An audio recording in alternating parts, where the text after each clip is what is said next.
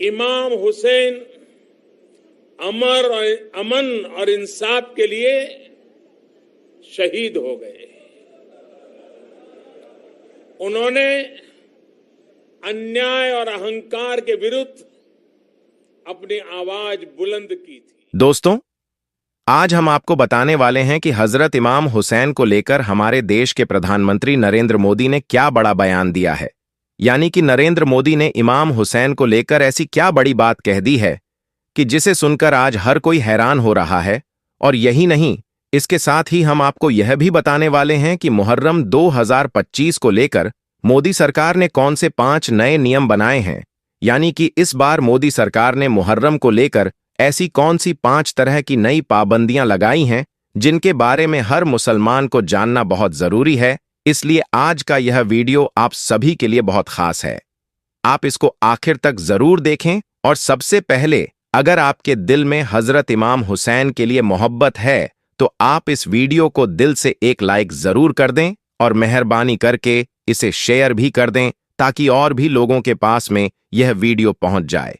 तो चलिए दोस्तों, शुरू करते हैं। दोस्तों, करबला का खूनी मंजर आज भी जब हम याद करते हैं तो हमारी आंखों से आंसू जारी हो जाते हैं, क्योंकि करबला के मैदान में हजरत इमाम हुसैन ने इस्लाम को बचाने के लिए अपना घर बार, अपना सब कुछ कुर्बान कर दिया था। 10 मुहर्रम के दिन हजरत इमाम हुसैन को जालिम यजीदियों ने सजदे की हालत में शहीद कर दिया था। याद रखें, आज हमें यह जो प्यारा दीन मिला है, यानी कि आज हमें जो यह इस्लाम मिला है, यह हमें हजरत इमाम हुसैन के सदके मिला है। यही वजह है कि हजरत इमाम हुसैन को आज पूरी दुनिया जानती और पहचानती है। और सिर्फ जानती पहचानती ही नहीं है, बल्कि दिल से मानती भी है। चाहे फिर कोई हिंदू हो या मुसलमान, यानी कि चाहे मुस्लिम हो या फिर गैर मुस्लिम, सब इमाम हुसैन को दिल से मानते हैं। और यह भी मानते हैं कि हजरत इमाम हुसैन जैसा बहादुर जांबाबाज और अजीम शख्सियत आज तक पूरी दुनिया में दूसरा कोई नहीं आया है। और यही नहीं, हजरत इमाम हुसैन को लेकर हमारे देश के प्रधानमंत्री नरेंद्र मोदी की भी बहुत आस्था जुड़ी हुई है। इमाम हुसैन को नरेंद्र मोदी भी दिल से मानते हैं। और यही नहीं, इमाम हुसैन को अपना आइडल भी मानते हैं। यही वजह है कि नरेंद्र मोदी ने इमाम हुसैन को लेकर ऐसी बड़ी बात कह दी कि जिसे सुनकर आज हर कोई हैरान हो रहा है। दोस्तों, हजरत इमाम हुसैन की शान को बुलंद करते हुए हमारे देश के प्रधानमंत्री नरेंद्र मोदी ने कहा है कि हजरत इमाम हुसैन जैसी अजीम शख्सियत आज तक पूरी दुनिया में कोई नहीं है। यानी कि नरेंद्र मोदी ने हजरत इमाम हुसैन की शहादत को याद करते हुए कहा कि हम सबको अपने जीवन में हजरत इमाम हुसैन के पवित्र संदेश को उतारना है और पूरी दुनिया तक आपके पैगाम को पहुंचाना है, क्योंकि इमाम हुसैन अमन और इंसाफ के लिए शहीद हो गए थे। इमाम हुसैन ने अन्याय और अहंकार के खिलाफ अपनी आवाज को बुलंद किया था। उनकी यह सीख जितनी उस वक्त खास थी, उससे ज्यादा आज के दौर में अहम और महत्वपूर्ण है। अब आप खुद सुनिए कि प्रधानमंत्री नरेंद्र मोदी ने हजरत इमाम हुसैन को लेकर क्या बड़ा बयान दिया है। इसके बाद हम आपको मोदी सरकार के वह 5 नए नियम भी बताते हैं जो इस बार यानी कि मुहर्रम 2025 के मौके पर मोदी सरकार ने खास लगाई है। इसलिए आप इस वीडियो को बगैर स्किप किए आखिर तक गौर से जरूर देखें। दोस्तों, हुसैन अमन और इंसाफ के लिए शहीद हो गए। उन्होंने अन्याय और अहंकार के विरुद्ध अपनी आवाज बुलंद की थी। उनकी ये सीख जितनी तब महत्वपूर्ण थी, उससे भी अधिक आज की दुनिया के लिए ये अहम है। दोस्तों, अब हम आपको बता दें कि मुहर्रम वैसे तो इस्लामिक साल का पहला महीना है, लेकिन इसी महीने की 10 तारीख को यानी कि 10 मुहर्रम के दिन हजरत इमाम हुसैन ने इस्लाम को बचाने के लिए करबला के मैदान में अपना सब कुछ कुर्बान कर दिया था। यही वजह है कि जब भी मुहर्रम का महीना आता है तो हर इंसान के जहन में करबला का यह दर्दनाक वाकया घूमने लग जाता है और छोटे छोटे बच्चों की हजरत इमाम हुसैन की शहादत को याद करके आंखों में आंसू आ जाते हैं। और यही नहीं, बहुत सी जगहों पर तो हजरत इमाम हुसैन की याद में 9 और 10 मुहर्रम को ताजिया भी निकाली जाती हैं। यानी कि कई जगहों पर मातमी जुलूस भी निकाला जाता है, जिसमें लोग ढोल तासे बजाते हैं, हाथों में लकड़ियां लेकर चलते हैं और अखाड़ा वगैरह खेलते हैं, और कई जगहों पर तो हुड़दंग भी हो जाता है। बस इसी बात को देखते हुए इस बार यानी कि मुहर्रम 2025 को लेकर मोदी सरकार ने 5 नए नियम बनाए हैं, यानी कि 5 तरह की नई पाबंदियां लगाई हैं, जिन्हें लेकर पूरे मुस्लिम समुदाय में हड़कंप मचा हुआ है। इसलिए इन नियमों के बारे में जानना आपके लिए बहुत जरूरी है दोस्तों। इस बार मोदी सरकार ने मुहर्रम के मौके पर खास 5 नए नियम बनाए हैं और अपने आला अधिकारियों को इनका पालन करवाने के सख्त निर्देश भी दिए हैं, और कहा है कि अगर कोई इन नियमों की पालना नहीं करता है तो उन पर कड़ी से कड़ी कार्रवाई की जाए। इसीलिए आप इन 5 नियमों के बारे में अच्छी तरह से जान लें और इस बार मुहर्रम के मौके पर आप यह 5 गलती भूलकर भी ना करें। नंबर 1, शस्त्रों का प्रदर्शन ना करें। दोस्तों, इस बार यानी कि मुहर्रम 2025 के मौके पर मोदी सरकार ने अपना पहला नियम तो यह बनाया है कि इस बार कोई भी शख्स सार्वजनिक जगहों पर शस्त्रों का प्रदर्शन ना करें, यानी कि जिस तरह से बहुत से लोग ताजिया के जुलूस में हथियारों को लहराते हुए चलते हैं, हाथों में तलवार और लकड़ियां लेकर चलते हैं, इसे लेकर इस बार मोदी सरकार ने अपने आला अधिकारियों को यह सख्त निर्देश दिया है कि इस बार मुहर्रम के मौके पर और खास करके ताजिया के जुलूस में कोई भी शख्स अवैध हथियारों के साथ मिलता है, उनको लहराते हुए चलता है, तो ऐसे लोगों पर कड़ी से कड़ी कार्रवाई की जाए। तो दोस्तों, इस बार मुहर्रम के मौके पर आप यह गलती भूलकर भी ना करें। ताजिया के जुलूस में किसी भी तरह का कोई अवैध हथियार ना रखें और ना ही किसी तरह के हथियारों का कोई प्रदर्शन करें, वरना आप लोग बहुत बुरे फंस जाओगे। नंबर 2, हुड़दंग ना करें। दोस्तों, मोदी सरकार ने इस बार मुहर्रम के मौके पर अपना दूसरा फरमान यह जारी किया है कि इस बार मुहर्रम के मौके पर कोई भी सड़कों पर भीड़ इकट्ठा करके हुड़दंग ना करने पाए। ऐसा इसलिए क्योंकि हाल ही के दिनों में देखा गया है कि हमारे देश भारत में कुछ ऐसे असामाजिक तत्व हो चुके हैं जो इस बात का फायदा उठाकर ऐसी भीड़-भाड़ वाली जगहों में जाकर खड़े हो जाते हैं और फिर सांप्रदायिक माहौल खराब करने की कोशिश करते हैं। इसलिए इस बार मोदी सरकार ने मुहर्रम के मौके पर अपने आला अधिकारियों को निर्देश दिए हैं कि वह संवेदनशील इलाकों में मॉनिटरिंग करना शुरू कर दे और इस तरह से माहौल खराब करने वालों पर कड़ी से कड़ी कार्रवाई की जाए। नंबर 3, ड्रोन कैमरों से नजर रखी जाए। दोस्तों, मोदी सरकार ने अपने आला अधिकारियों को तीसरा दिशा निर्देश यह दिया है कि इस बार मुहर्रम के मौके पर और खास करके ताजिया के जुलूस में अगर कहीं पर भी कोई माहौल खराब होता है तो ऐसी जगहों पर फौरन ही धारा 144 लगाते हुए वहां पर नियमों का सख्ती के साथ में पालन करवाया जाए, और यही नहीं, फौरन ही ऐसी जगहों पर पुलिस को तैनात भी किया जाए और ड्रोन कैमरों से ऐसी जगहों की खास निगरानी रखी जाए। इसका मतलब यह है कि इस बार मुहर्रम के मौके पर मोदी सरकार ने अपने आला अधिकारियों को यह सख्त निर्देश दिया है कि ताजिया के जुलूस में ड्रोन कैमरों से लोगों पर नजर रखी जाए और जगह जगह पर पुलिस को तैनात भी किया जाए ताकि कहीं पर भी कोई सांप्रदायिक माहौल खराब ना हो सके। इसके साथ ही जगह जगह पर गाड़ियों की और बाइकों की चेकिंग भी की जाए और इस दौरान अगर कोई पुलिस की कार्रवाई में दखल अंदाजी करने की कोशिश करता है तो उस पर फौरन ही कड़ी से कड़ी कार्रवाई की जाए। नंबर 4, सोशल मीडिया पर निगरानी रखी जाए। दोस्तों, मोदी सरकार ने इस बार मुहर्रम के मौके पर अपने आला अधिकारियों के लिए चौथा फरमान यह जारी किया है कि वह इस बार मुहर्रम के मौके पर सोशल मीडिया की 24 घंटे निगरानी रखें। इस मौके पर अगर कोई भी सोशल मीडिया के जरिए से किसी भी तरह की कोई अफवाह फैलाने की या फिर किसी भी तरह की कोई आपत्तिजनक पोस्ट करने की कोशिश करता है तो उस पर कड़ी से कड़ी कार्रवाई की जाए।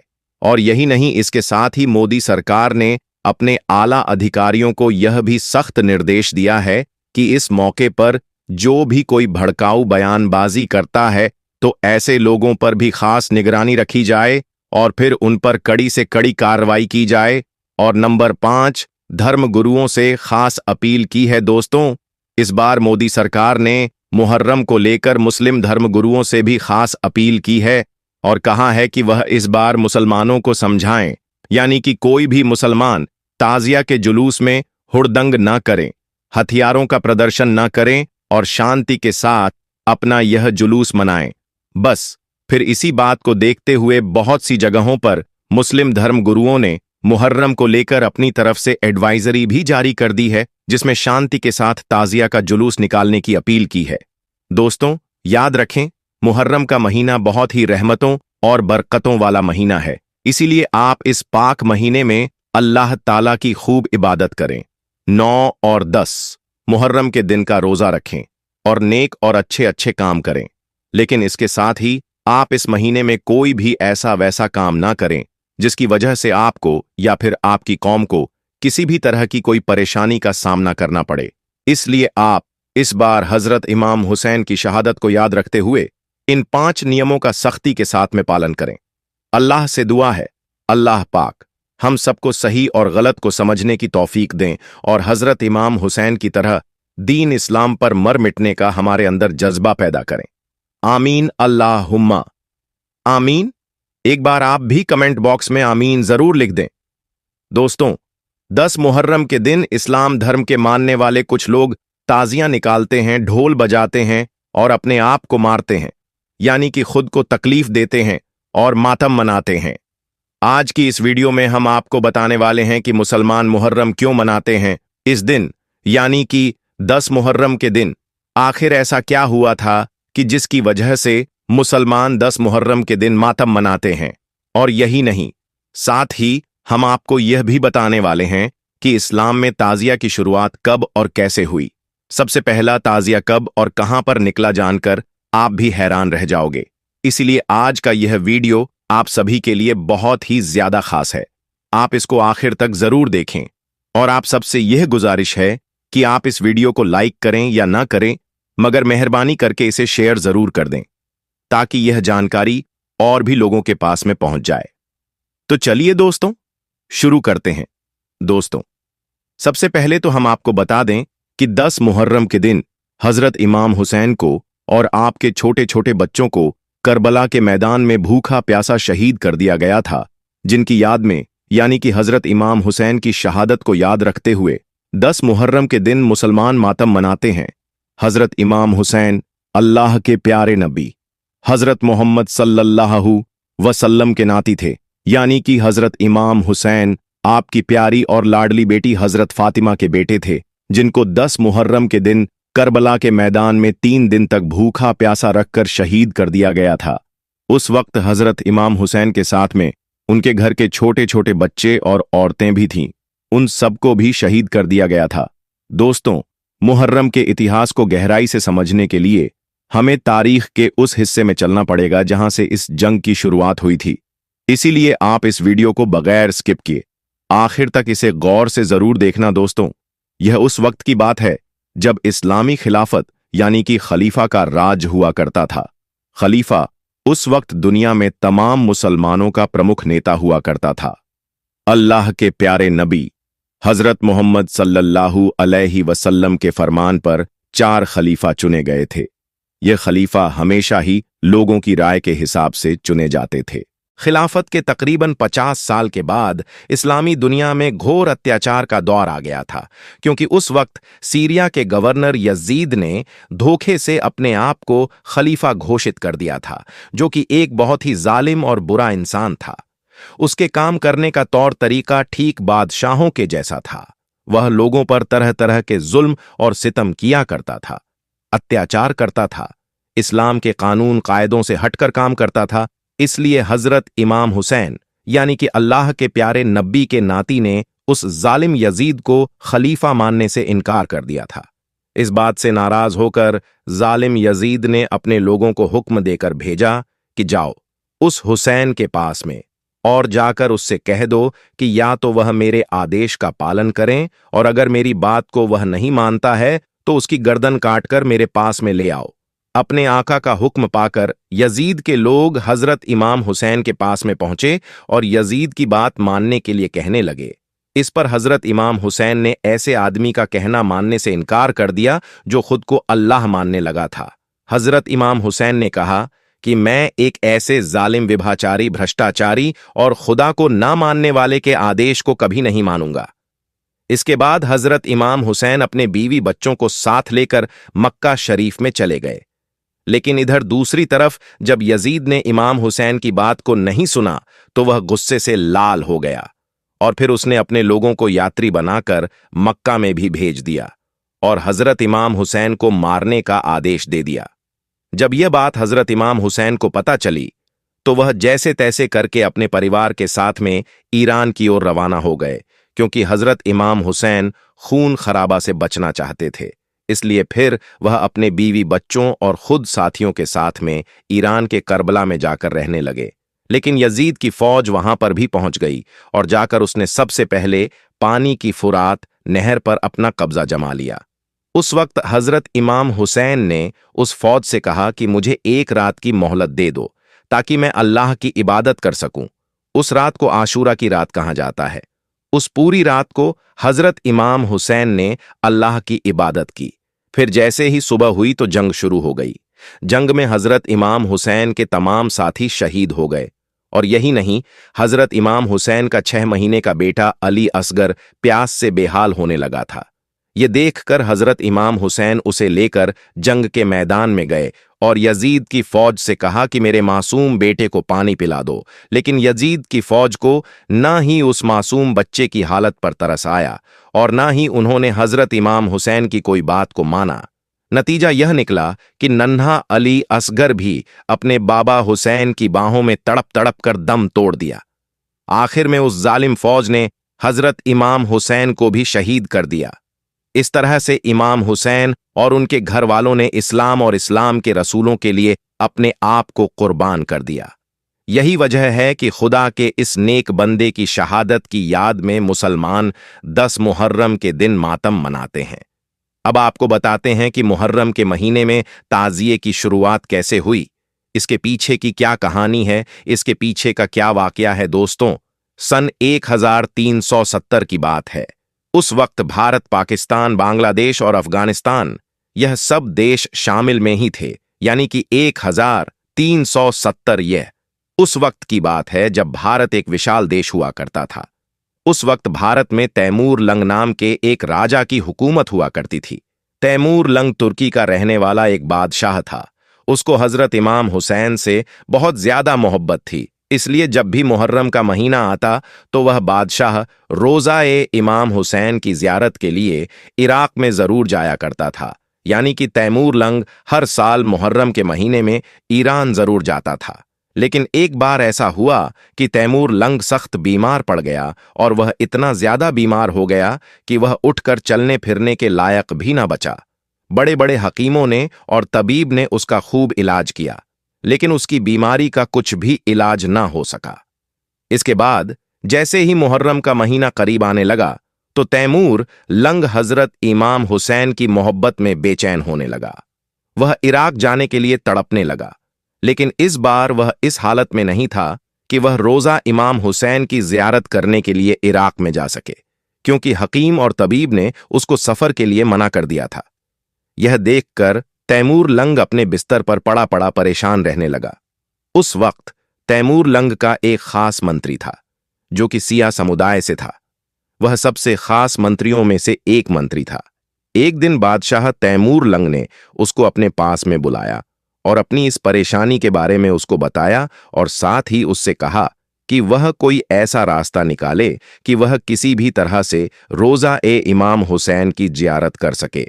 बादशाह की इस परेशानी को देखकर फिर उस सिया मंत्री ने अपने तमाम आवाम में ऐलान करवा दिया कि जो भी कोई रोज़ा इमाम हुसैन की शक्ल में, यानी कि जो भी कोई उसका हूबहू नक्शा बनाकर लाएगा, उसको बादशाह की तरफ से एक बहुत बड़ा इनाम दिया जाएगा।